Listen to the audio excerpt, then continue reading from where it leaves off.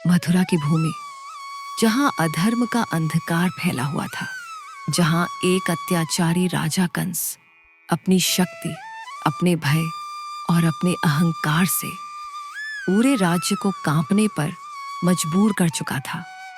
पर हर अत्याचार का एक अंत होता है, और उस अंत का नाम था कृष्ण।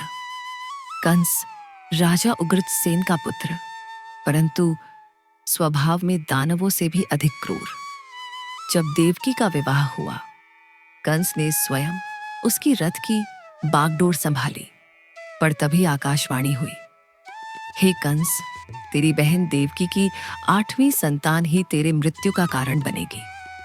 यह सुनते ही उसका चेहरा भय से विकृत हो गया।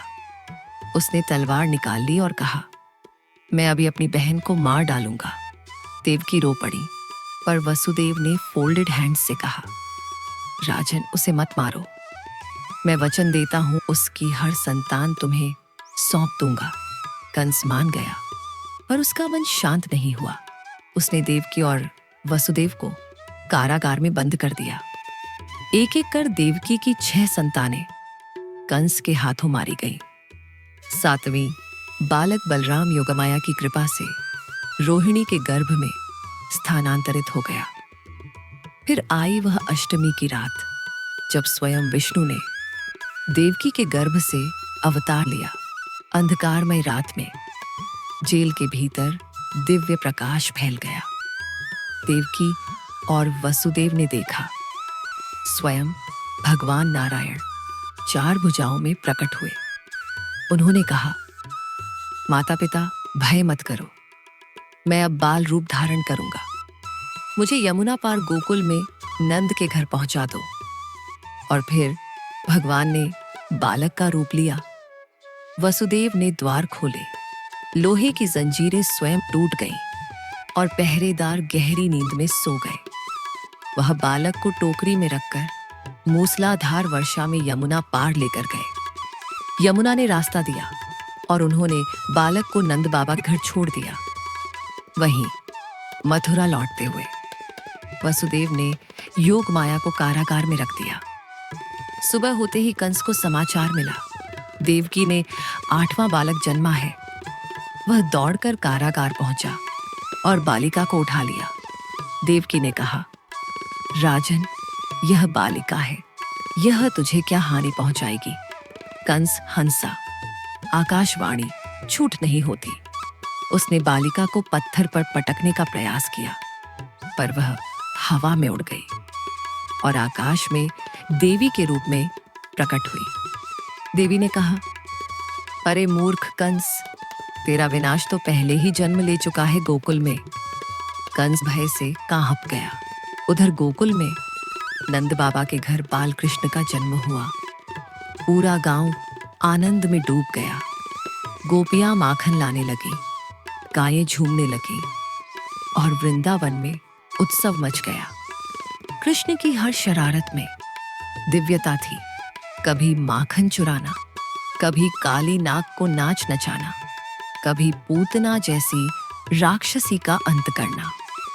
हर बार जब कंस अपने दूतों को भेजता, कृष्ण अपनी बाल लीलाओं से उन्हें मृत्यु का वरदान दे देते।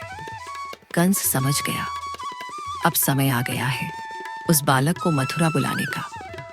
कंस ने योजना बनाई, मथुरा में एक धनुष यज्ञ का आयोजन होगा और उसी में कृष्ण और बलराम को आमंत्रित किया जाएगा। नंद बाबा गोकुलवासी सभी को निमंत्रण मिला। यशोदा माँ का हृदय कांप उठा। उन्होंने कृष्ण को गले लगाकर कहा, लाल, वहां मत जाना, वहां कंस है, वह तेरा शत्रु है। कृष्ण ने मुस्कुराकर कहा, माँ, जो प्रेम से बुलाए मैं उससे मिलने अवश्य जाता हूँ, और जहाँ अधर्म हो वहाँ मैं धर्म की रक्षा के लिए पहुँचता हूँ। कृष्ण और बलराम मथुरा के लिए रवाना हुए। वृंदावन की गलियों में प्रेम और भय दोनों की गूंज थी। मथुरा पहुँचते ही कृष्ण ने देखा, गुलाम, गरीब और पीड़ित लोग। उन्होंने कहा, यह वही नगर है जहाँ राजा स्वयं अत्याचारी है। शहर के बीच में एक विशाल धनुष रखा गया था। जिसे कोई भी उठा नहीं सका था। कृष्ण आगे बढ़े, धनुष को सहजता से उठाया और एक ही क्षण में तोड़ दिया। पूरे नगर में गूंज उठी, कृष्ण वही बालक है।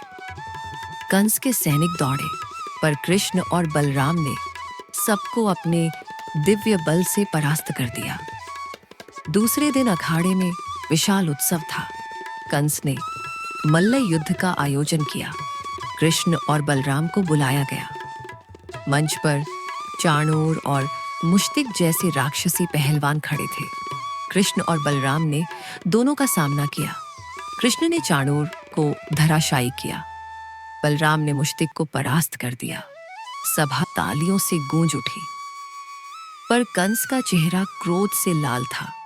वह चिल्लाया, इन दोनों को बांध दो और नंद को कारागार में डाल दो। कृष्ण ने उसकी ओर देखा। अब उनकी आंखों में वह मासूमियत नहीं, बल्कि धर्म का तेज था। कृष्ण मंच पर छलांग लगाकर पहुंचे। कंस का मुकुट गिर गया।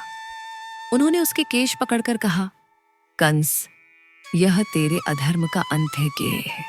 और एक ही क्षण में उन्होंने कंस को भूमि पर पटक दिया।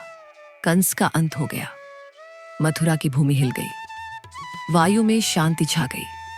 देवताओं ने पुष्प वर्षा की। आकाशवाणी गूंजी, जय श्री कृष्ण। अधर्म का अंत हो गया।